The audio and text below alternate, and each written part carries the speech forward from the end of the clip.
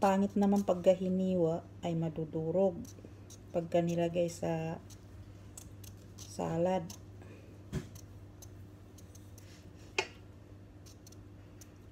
Ang gandang tingnan, no? Ang pula-pula. Lalo pagka na ano na ito, na laga. May laga na. Masyadong mapula. Hindi mapula na maroon. Ayan.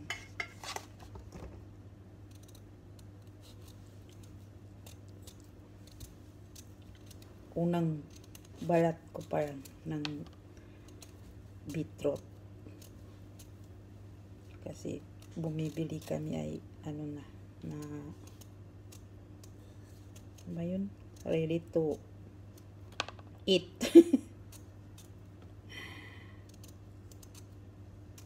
Yan. Supposed to be marami na akong nabalatan, pero ito lang ang kinunan ko ng video. Naisip ko na kunan ko na lang ng video para i-share nang magkaroon ng konting content. So ito, tapos na natin balatan ang beetroot.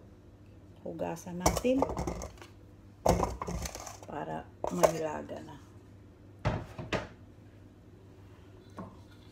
Marami sila.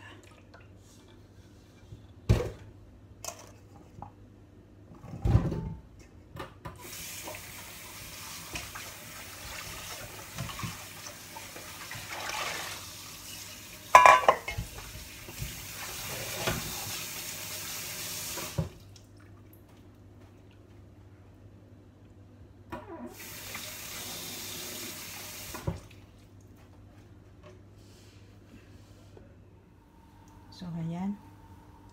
Tapos na natin hugasan ang beetroot.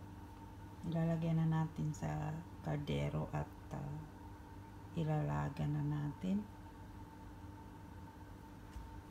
Ayan.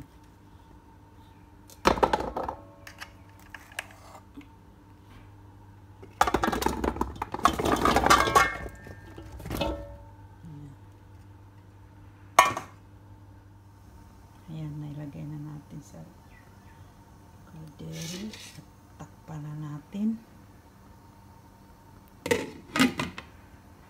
Ang kumulo na yung tubig. Pero hindi naman masyadong lulutuin kasi para kung hiwain hindi madudurog pag inihalo na sa salad.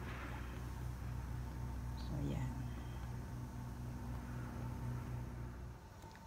Mga ka-YouTube, natapos na yung ginawa natin. Yung beetroot na isalang na natin.